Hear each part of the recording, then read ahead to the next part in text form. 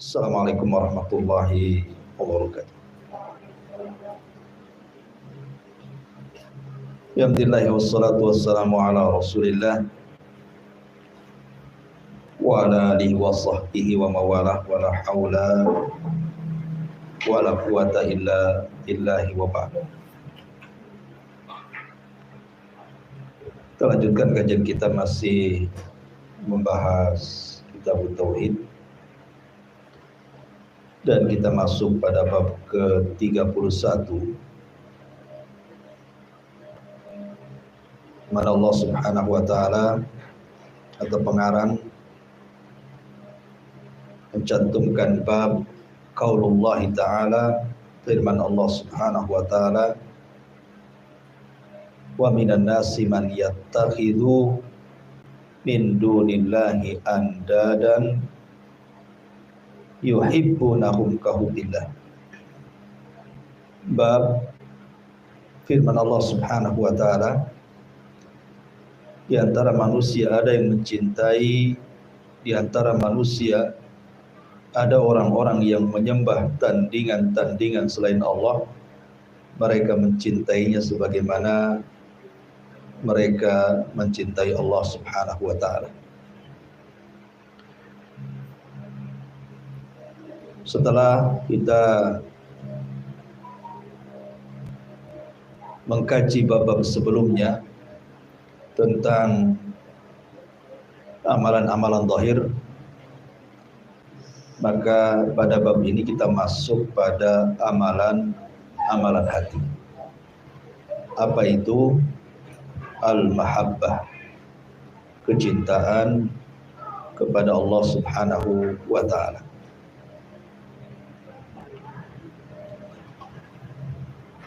Kita tahu bahwa di antara rukun ibadah itu ada 3 macam. Dan yang paling tinggi adalah al-mahabbah, perasaan cinta kepada Allah Subhanahu wa taala. Kemudian di bawahnya al-khaufu, perasaan takut, dan setelah itu ar-raja'u, harapan. Dan kita tahu bahwa manusia saat beribadah tidak dilakukan kecuali karena cinta. Karena ibadah yang dilakukan tanpa cinta itu tentu ibadah yang tidak akan berasa, tidak ada ruhnya, karena dilakukan secara terpaksa. Kalau seseorang ibadah betul-betul karena Allah Subhanahu wa taala, maka dia tidak akan menghitung tentang untung dan rugi, tentang senang dan benci, tentang lelah dan letih. Gak akan dihitung. Karena orang yang cinta itu tidak peduli apapun untuk mempersembahkan kepada yang dicintai. Apalagi yang dicintainya adalah Allah Subhanahu wa taala. Dalam bab ini, mu'allif rahimahullahu taala hendak menyinggung beberapa orang-orang musyrik yang mereka teramat sangat sayang dan cinta kepada sesembahan. Sementara orang-orang yang beriman sebaliknya, mereka amat sayang dan cinta kepada Allah Subhanahu wa taala dan membenci tandingan selain Allah. Perhatikan dalil pertama.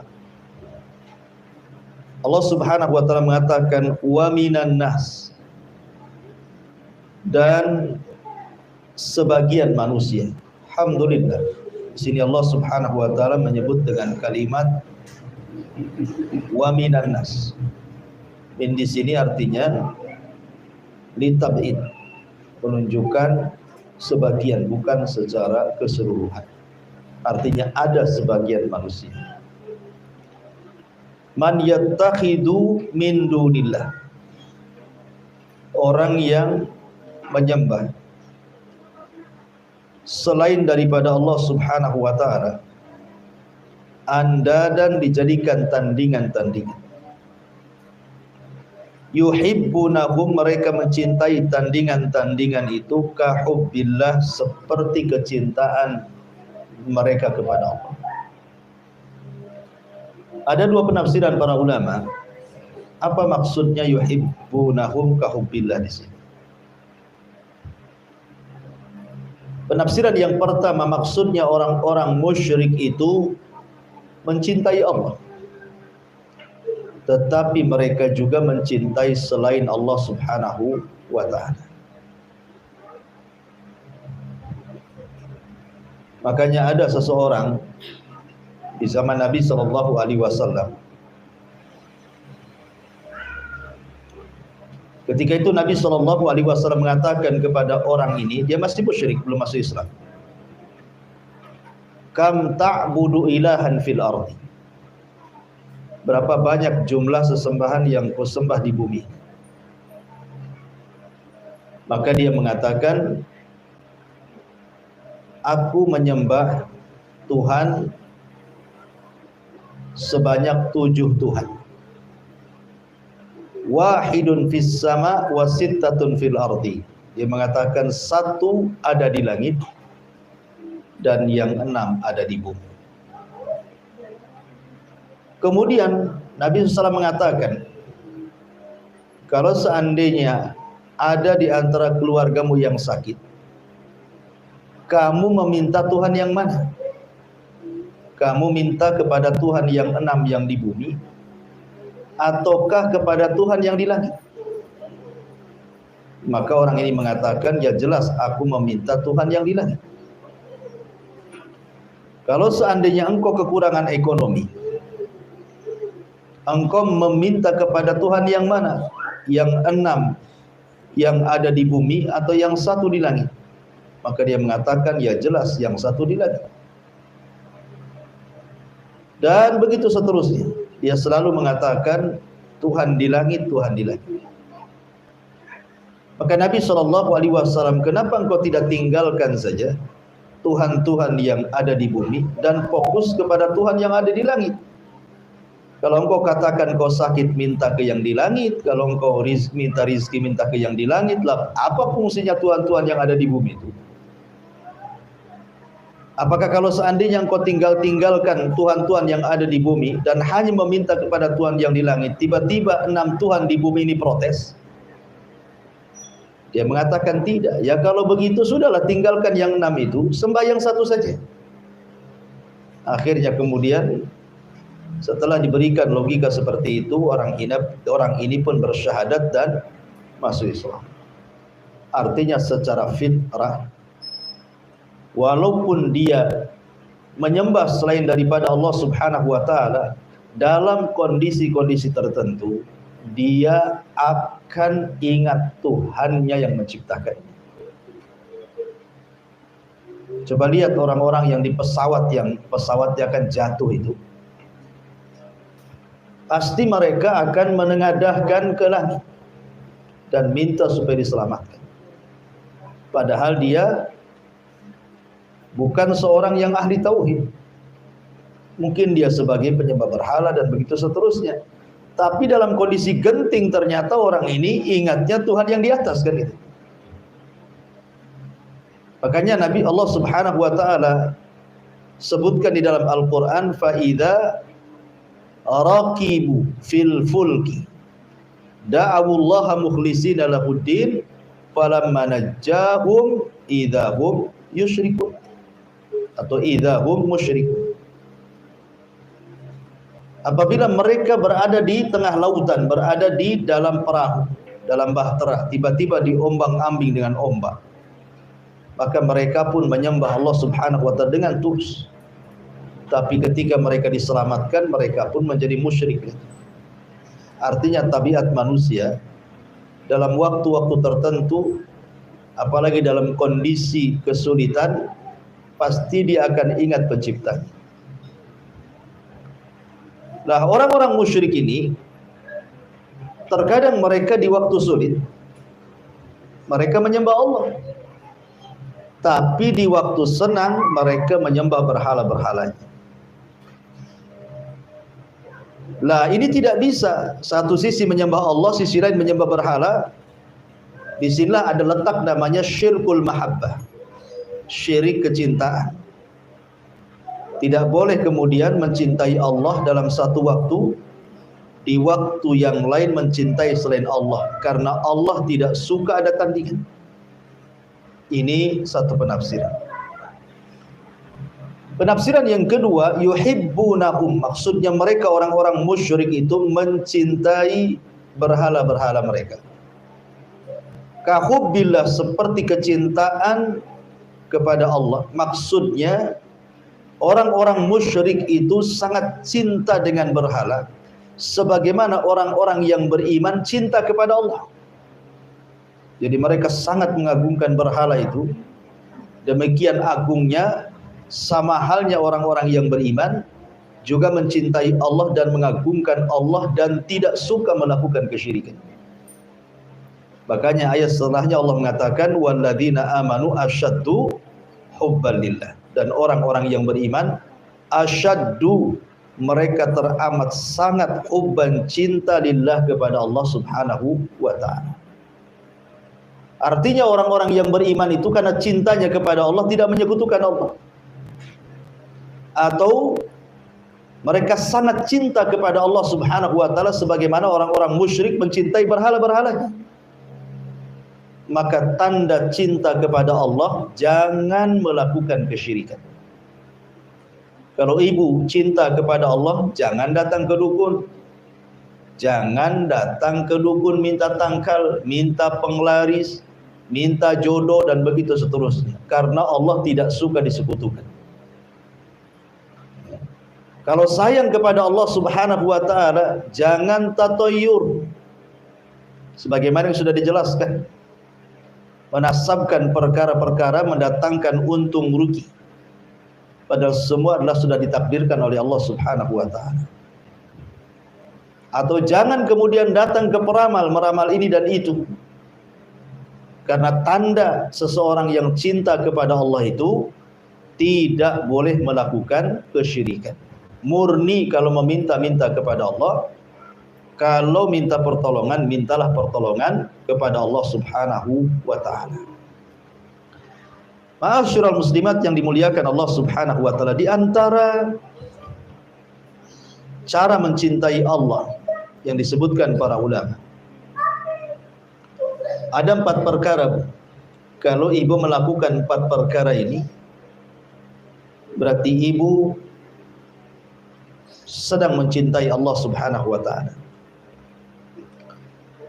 Yang pertama, kasratu dzikri, banyak-banyak menyebut Allah, banyak-banyak berzikir, banyak-banyak mengucapkan subhanallah, alhamdulillah, Allahu akbar, la ilaha illallah, dan lafaz-lafaz yang menunjukkan pujian kita kepada Allah. Karena kalau seseorang mencintai orang tuanya, pasti dia akan menceritakan orang tuanya. Oh, orang tua saya itu orang baik. Sejak kecil saya itu diurus dia, dibimbing dia, disekolahkan dia. Sekarang dia sudah meninggal. Pokoknya kalau orang cinta itu pasti akan disebut-sebutkan kebaikannya. Sebagaimana orang benci itu yang disebutkan keburukannya, kan Bu? Ibu suka dengan suami, pasti ibu sebut-sebut tuh ke istri orang, tuh ke kawannya, kan? Alhamdulillah suami saya ini Masya Allah, tiap bulan ngirim uang, gak sedikit gitu. Tak tahu suamimu, kan itu. Jadi kadang-kadang dia terus menyebutkan orang yang dicintainya gitu ya. Namanya orang cinta, pasti dia akan menyebutkan orang yang dicintai. Karena tanda cinta itu menyebut-nyebut yang dicintai.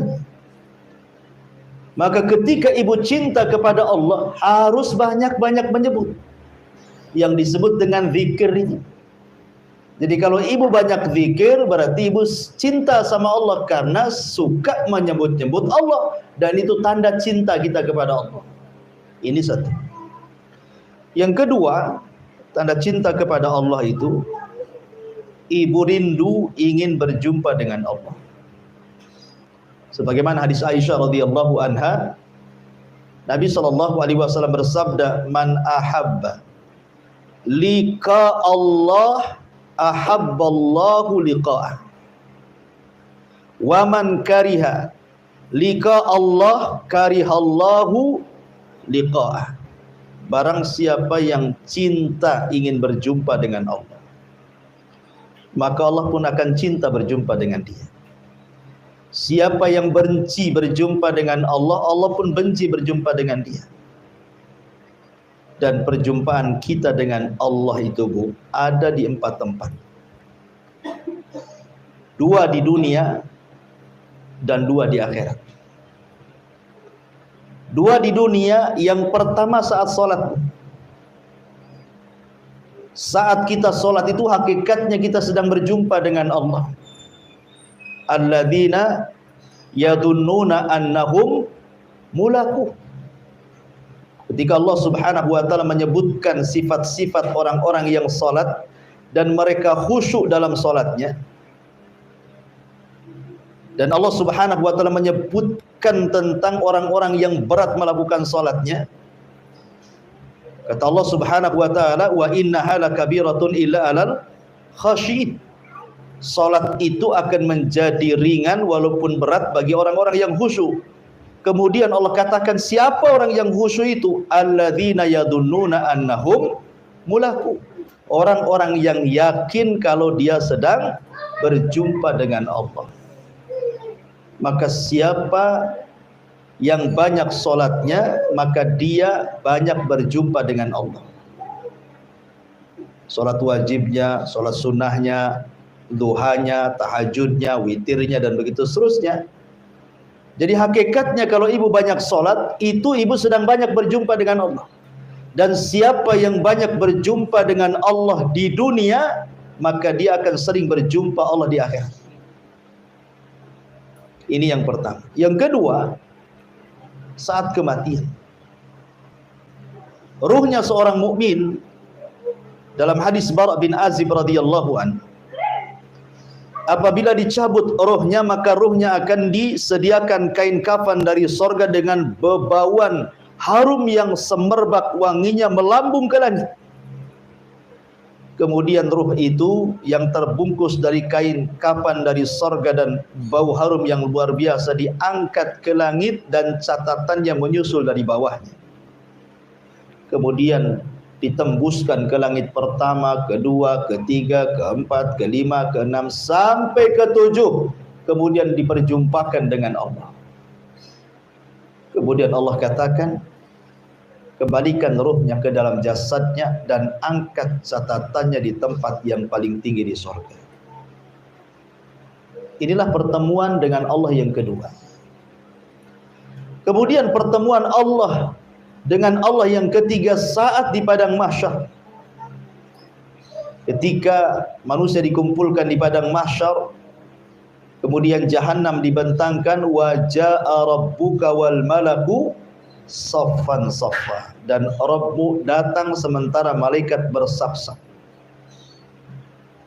Orang yang beriman akan melihat Allah, tapi orang kafir akan tertutup melihat Allah. Dan tentu yang paling akhir perjumpaan kita dengan Allah adalah di surga. Kita bisa memandang wajah Allah, dan itulah kenikmatan yang sangat besar, melebihi kenikmatan surga itu sendiri.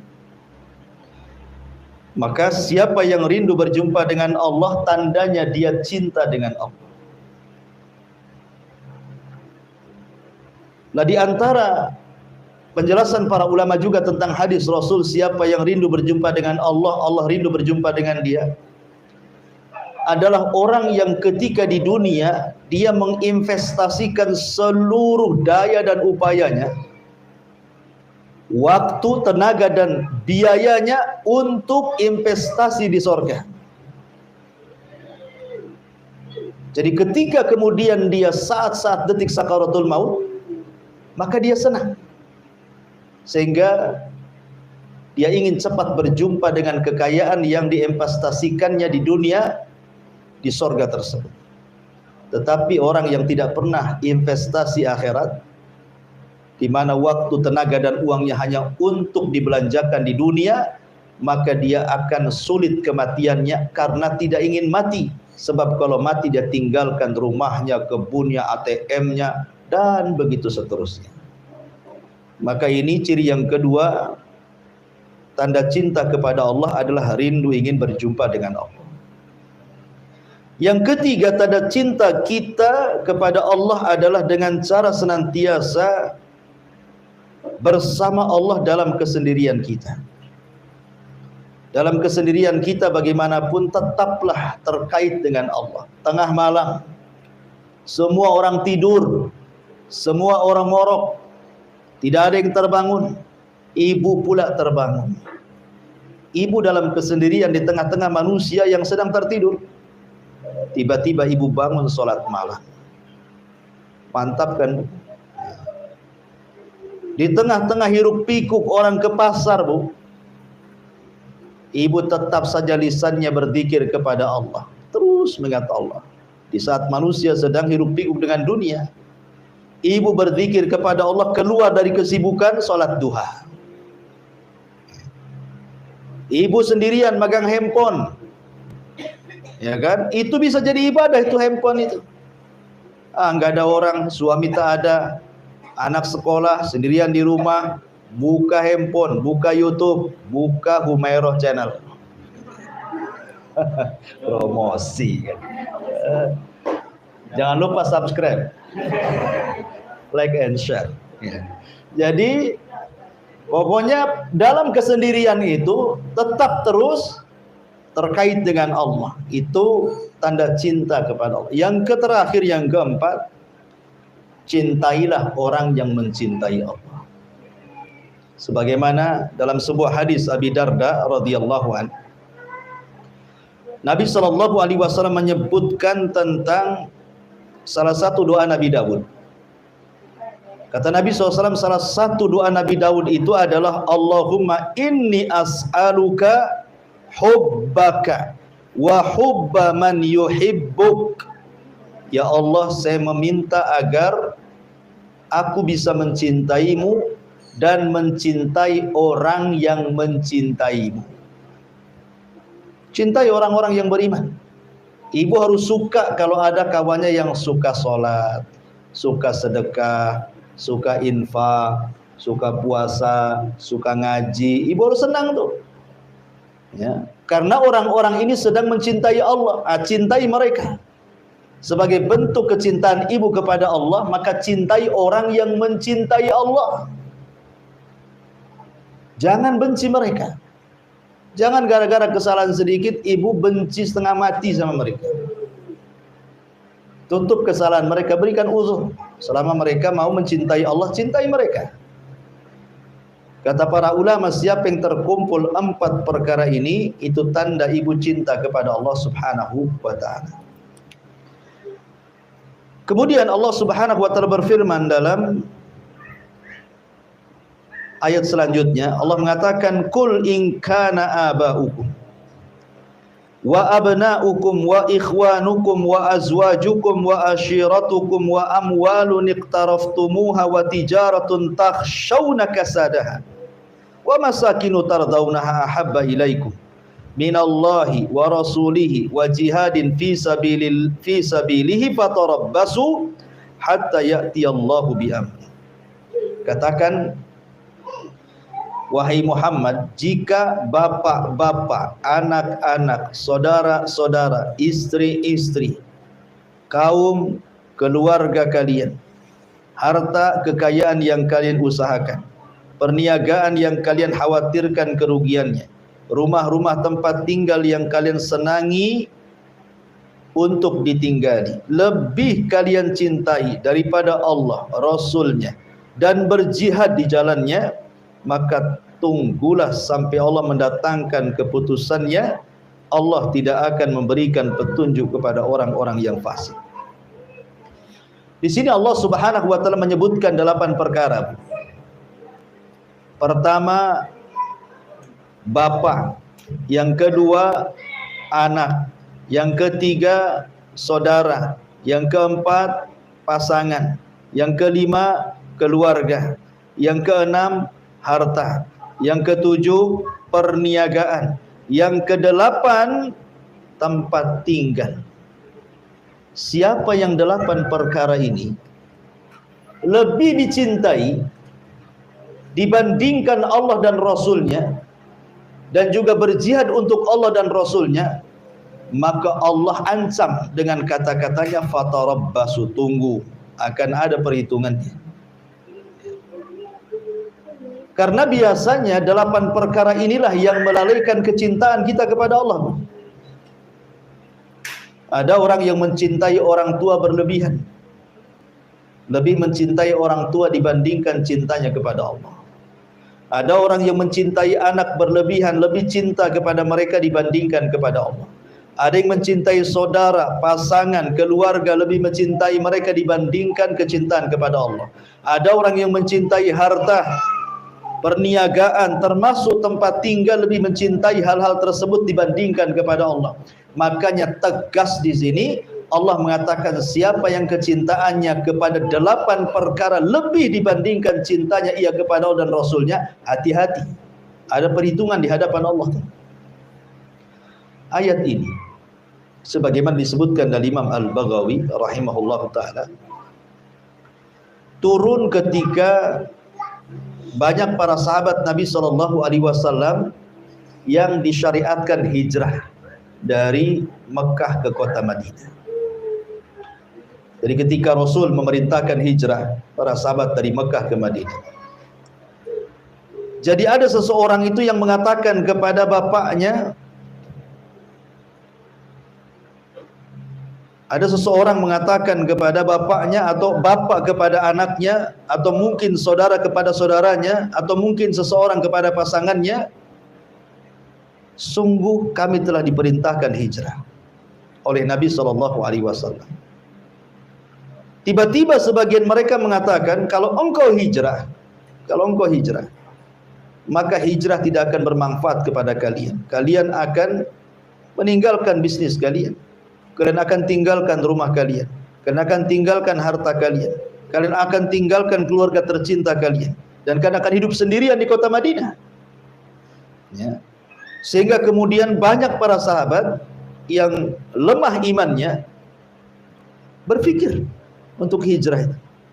Karena hijrah ini pengorbanan. Dia harus meninggalkan tanahnya, meninggalkan rumahnya, meninggalkan keluarganya, meninggalkan pasangannya, meninggalkan keluarga tercintanya, dan begitu seterusnya. Hijrah itu pengorbanan. Jadi ketika kemudian ada sebagian yang ragu-ragu gitu ya untuk hijrah karena mikir urusan dunia, maka Allah turunkan ayat ini. Katakan ya Muhammad kepada mereka, jika bapak, anak, saudara, istri, pasangan, keluarga, harta, perniagaan, tempat tinggal lebih kalian cintai dibandingkan hijrah. Karena hijrah itu artinya perjuangan menghadap Allah dan Rasulnya. Faman kanat hijratuhu ilallahi war rasul, fa hijratuhu ilallah war rasul. Katakan kepada mereka bahwa hijrah itu tujuannya memperjuangkan Allah dan juga Rasulnya. Kalau kalian lebih cintai dalam 8 perkara dibandingkan hijrah, ingat, tunggu nanti sampai Nabi dan pasukannya akan datang ke Mekah dan akan membebaskan kota Mekah. Fatarabbasu, tunggulah hatta ya'ti Allah bi amri, artinya sampai datang keputusan Allah itu pembebasan kota Mekah, dan menjadi sebuah kenyataan kan. Setelah kemudian orang-orang yang hijrah tidak bawa apa-apa, hanya pakaian di badan saja, tiba-tiba kemudian dalam tempo sesingkat-singkatnya di Madinah ekonomi mereka meningkat, mereka punya kekuatan, dan mereka bisa menguasai Mekah dengan waktu yang sangat singkat. Ini diantara asbab nuzul dari surah At-Taubah 24. Baik. Kemudian hadis Nabi SAW dari Anas bin Malik radhiyallahu an, Rasul mengatakan, la yu'minu ahadukum hatta akuna ahabba ilaihi min walidihi wa walidihi wan nasi ajmain. Salah seorang di antara kalian tidak dikatakan beriman. Maksudnya tidak beriman di sini. Ketika sabda Rasul menafikan sebuah keimanan, meniadakan sebuah keimanan, maksudnya ada dua penafsiran. Mungkin peniadaan total, tidak punya iman, atau meniadakan kesempurnaan iman. Jadi yang dimaksud di sini adalah nafyul kamal, tidak sempurna imannya, itu maksudnya. Seseorang tidak dianggap sempurna imannya sampai aku, kata Rasulullah, lebih dicintai dibandingkan dirinya sendiri, dibandingkan anaknya, dibandingkan orang tuanya, bahkan manusia semua yang dicintainya. Nabi harus tetap yang nomor satu. Apa sih alaqah dengan bab ayat pertama dan kedua cerita tentang kecintaan kepada Allah? Ini hadis Nabi cerita tentang kecintaan kepada Rasul. Apa hubungannya? Karena mencintai Rasul itu sama dengan mencintai Allah. Syarat mencintai Allah itu harus mencintai Rasul. Qul in kuntum tuhibbunallaha fattabi'uni. Katakan ya Muhammad, kalau kalian mencintai Allah, ikuti aku. Jadi syarat cinta kepada Allah harus mengikuti Nabi. Makanya Umar bin Khattab radhiyallahu anhu ketika berhadapan dengan Rasul, kata Umar, ya Rasul, engkau lebih aku cintai dari segala sesuatu kecuali diriku. Kata Rasul, oh tidak, hatta dirimu wahai Umar harus aku lebih didahulukan. Kemudian orang mengatakan, al-an ya Rasulullah, engkau lebih kucintai dibandingkan segala sesuatu, bahkan diriku sendiri. Kata Rasul, al-an, sekarang sempurna imanmu wahai Umar. Dan tidak ada manusia dalam perjuangan sejarah yang mencintai Rasul yang luar biasa melebihi para sahabat. Hubayb bin Adi suatu ketika ditangkap oleh orang musyrik, kemudian digantung, diikat di pohon. Kata orang musyrik, ya Hubayb, bagaimana pendapatmu kalau seandainya Muhammad kami letakkan di posisimu dan engkau kami bebaskan? Kata Hubayb, demi Allah, aku tidak rela. Jangankan lagi Rasul kita, Nabi kita Muhammad SAW menggantikan posisiku, andai ada duri menancap di kakinya saja aku tidak rela. Akhirnya kemudian Hubayb dibunuh dengan cara sadis, dipotong tangannya, dipotong kakinya sampai kepalanya. Subhanallah. Tetapi ketika kepalanya dipotong itu dia sedang baca Quran. Tapi lihat bagaimana sahabat sampai demikian ya, memberikan jiwanya untuk Nabi SAW. Luar biasa. Bahkan dalam perang Uhud ada seorang sahabat namanya Abu Dujana. Ketika Nabi SAW ditinggal para sahabat yang kocar-kacir karena terkena panah pasukan Khalid yang merebut tempat para pemanah di Bukit Ainain itu, karena tergoda dengan ghanimah. Itu panah itu dari mana-mana melesat ke arah Nabi. Dari atas itu datang seorang sahabat Abu Dujana, langsung memeluk Rasul dari belakang dan punggungnya menjadi tameng, sehingga panah itu banyak menancap di punggung Abu Dujana, sehingga Abu Dujana ini seperti landak, tahu landak Bu? Jadi karena banyaknya panah yang menancap itu seperti landak. Kenapa Abu Dujana sampai melindungi Rasul? Karena cintanya dia kepada Nabi SAW sampai rela menyerahkan jiwanya. Itulah para sahabat. Luar biasa kalau sudah urusan Allah dan Rasulnya nggak berpikir tuh.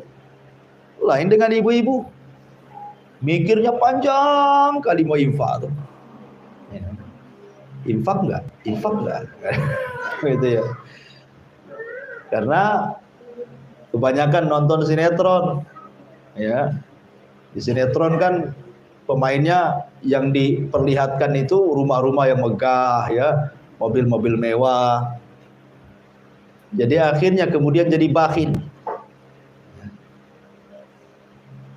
Jadi di sini para sahabat betul-betul mengamalkan sabda Rasul sallallahu alaihi wasallam, la yu'minu ahadukum hatta akuna ahabba ilaihi min walidihi wa walidihi wan nasi ajmain. Kemudian hadis yang ketiga, hadis yang kedua, Imam Bukhari dan Muslim meriwayatkan dari Anas bin Malik radhiyallahu anhu, Nabi bersabda, "Salatun man kunna fihi wajada bihinna halawatal iman, an yakuna Allah wa rasuluhu ahabba ilaihi mimma siwahuma, wa an yuhibbal mar'a la yuhibbuhu illa lillah, wa an yakrah an ya'udha fil kufri ba'da an anqadhahu Allahu minhu kama yakrahu an yuqdhafa finnar."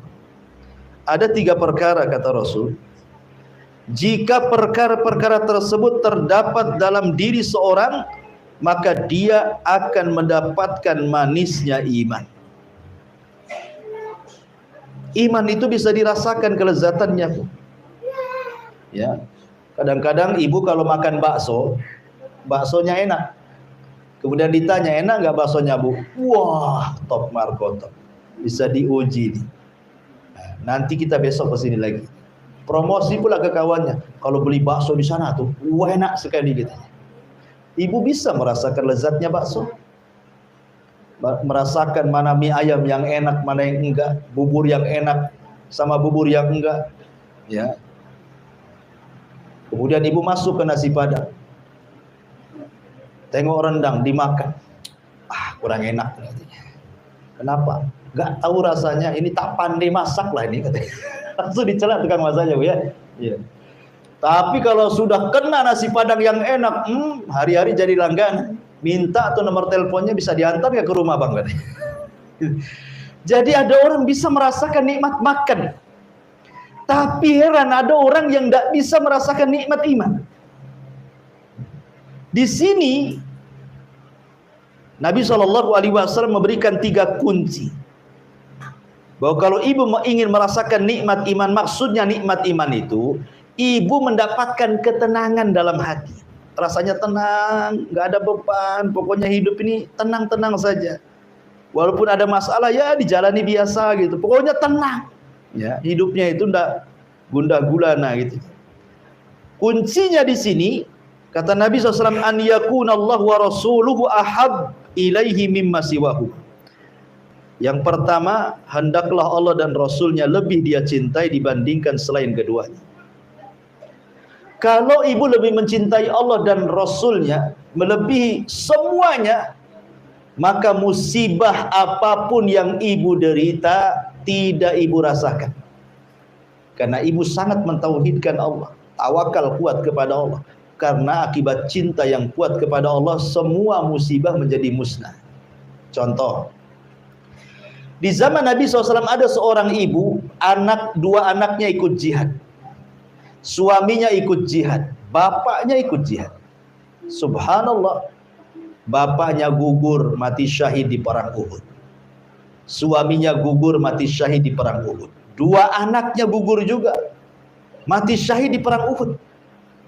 Ketika selesai peperangan, datanglah ibu ini, ingin bertanya dan mencari siapa yang menang dalam peperangan itu dan siapa yang kalah, siapa yang masih hidup dan siapa yang terbunuh. Ketika datang nih tentara-tentara yang tersisa yang masih hidup, membawa jasad-jasad gitu ya, sedang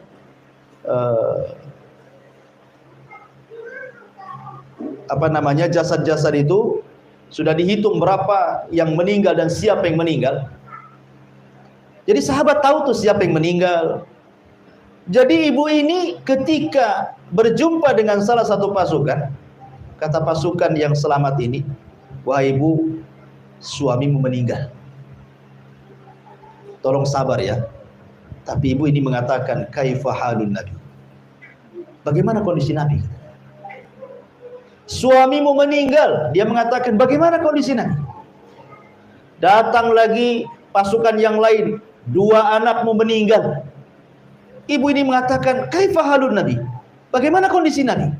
Datang lagi prajurit mengatakan, bapakmu meninggal.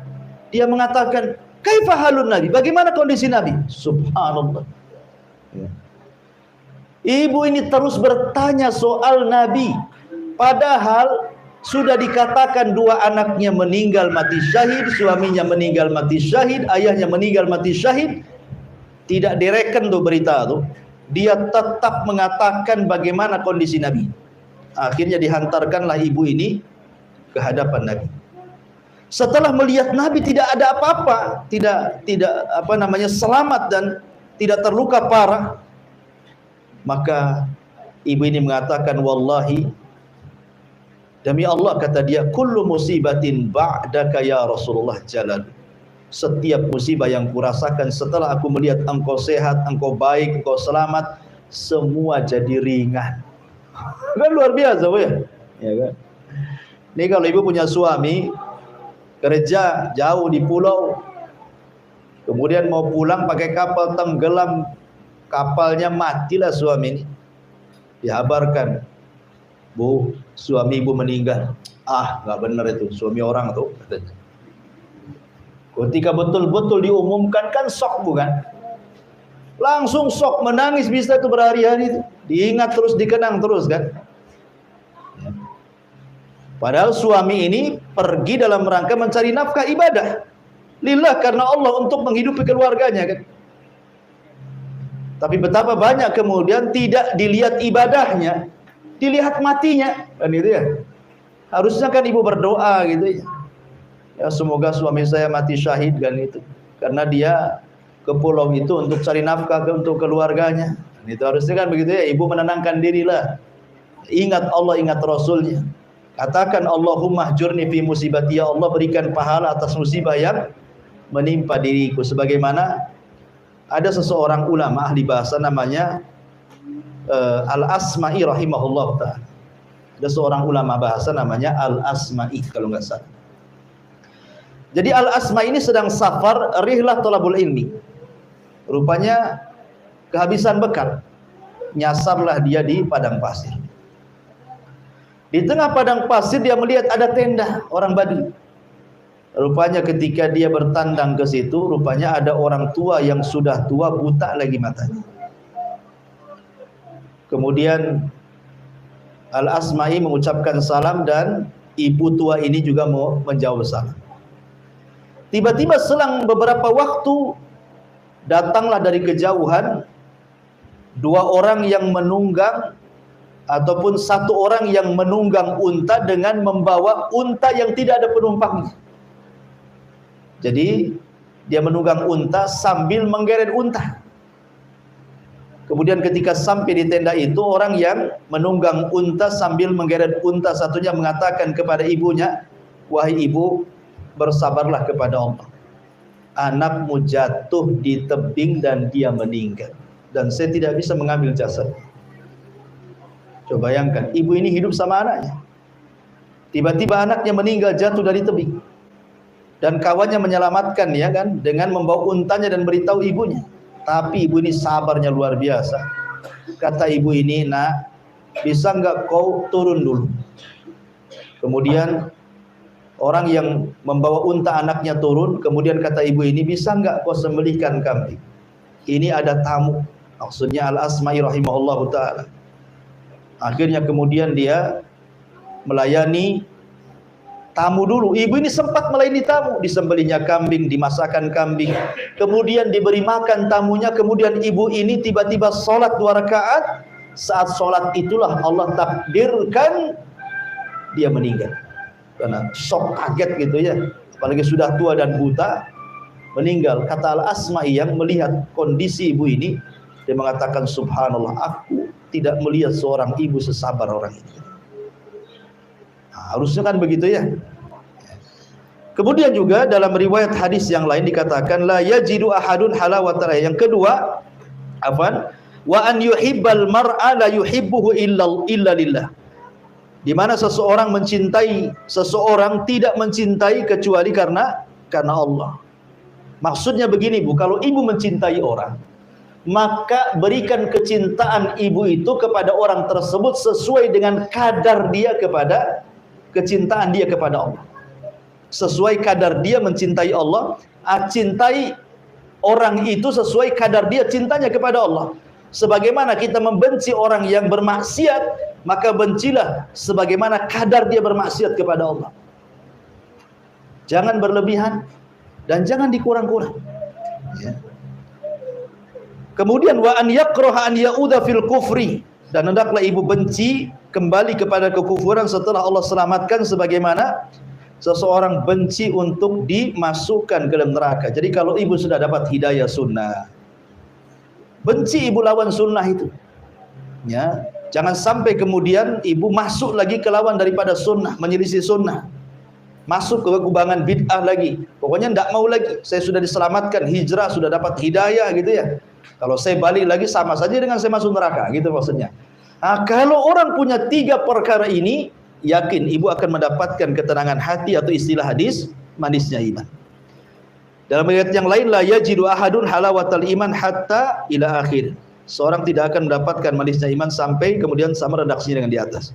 Kemudian yang terakhir, mu'alif rahimahullahu ta'ala menyebutkan asar dari Ibnu Jarir, meriwayatkan dari Abdullah bin Abbas radhiyallahu anhuma, ia berkata, man ahabba fillah wa abghadha fillah wa wala fillah wa ada fillah fa innama tunalu wilayatullahi bidzalik walan yajida abdun ta'mal iman wa in kathurat salatuhu wa saumuhu hatta yakuna kadzalik wa qad sarat ammatu muakhatin nasi ala amri dunya wa dzalika la yujdi ala ahlihi syai'a. Barang siapa cinta dan benci hanya karena Allah, berteman dan bermusuhan karena Allah, sesungguhnya pertolongan Allah itu diperoleh dengan hal itu. Seorang hamba tidak akan bisa merasakan kenikmatan iman walaupun banyak melakukan salat dan puasa sampai dirinya berbuat demikian itu. Sungguh kebanyakan persahabatan seseorang itu hanya dilandaskan kepada kepentingan dunia. Persahabatan yang demikian itu tidaklah bermanfaat bagi mereka pada hari kiamat, karena Allah yang mengatakan wa taqatta'at bihimul asbab, dan putuslah segala hubungan antar mereka sama sekali pada hari kiamat. Ada sebuah hadis Nabi SAW bahwa apabila seseorang menziarahi temannya, umpamanya ibu punya kawan di Tanjung Pinang, Tanjung Uban, di Kijang, di Padang, di manalah pokoknya daerah-daerah mana gitu ya, yang jauh bukan orang Batam. Jadi ibu ngomong sama suami, mari yuk kita silaturahim ke kawan lama. Alhamdulillah saya dengar dia sudah hijrah, sudah ngaji, sudah baik lah, ya kan. Kemudian ibu berjalan tuh sama suami ke tempat kawan ibu yang sama-sama sudah hijrah. Lah nanti kata Rasulullah akan diutus malaikat, kemudian malaikat akan mengikuti di belakang. Karena dulu ada orang yang seperti ini, dia berkunjung ke kawannya, diutus oleh Allah malaikat, kemudian di tengah jalan malaikat ini tasyakkul menjadi manusia, kemudian mencegat dan mengatakan, ila aina tadhhab? Mau kemana kau pergi? Dia mengatakan, akhan li, aku pergi ke temanku, aku ingin berziarah kepadanya. Kemudian malaikat ini menguji, apakah karena ada bisnis, ataukah karena ada keuntungan dunia, ataukah karena ada hal-hal yang menyebabkan kau mendapatkan dunia? Dia mengatakan tidak, murni aku ziarah. Maka malaikat ini mengatakan, kalau begitu Allah akan mencintai dirimu sebagaimana engkau telah mencintai saudaramu. Ya. Malaikat ini menyampaikan wahyu dari Allah bahwa Allah akan mencintai kamu sebagaimana engkau mencintai sahabatmu. Jadi kalau ibu berkunjung kepada kawan, murni bukan soal pinjam utang. Ya. Kalau sekarang kan berkawan dekat, rupanya ada maunya, Bu ya. Kok orang ini jarang-jarang dekat, kok sekarang lengket, tahu-tahu terakhir-terakhirnya pinjam duit, ya kan? Jadi orang berkawan sekarang ini kan urusan dunia, Bu. Kalau berkawan itu lillah karena Allah, maka Allah akan mencintai ibu sebagaimana ibu cinta kepada saudara ibu. Dan ini salah satu tanda cinta yang saya sebutkan di awal adalah mencintai orang yang mencintai Allah Subhanahu wa taala. Wallahu alam. Inilah bab ke-32. Silakan Bu, siapa yang ingin bertanya tafadhali.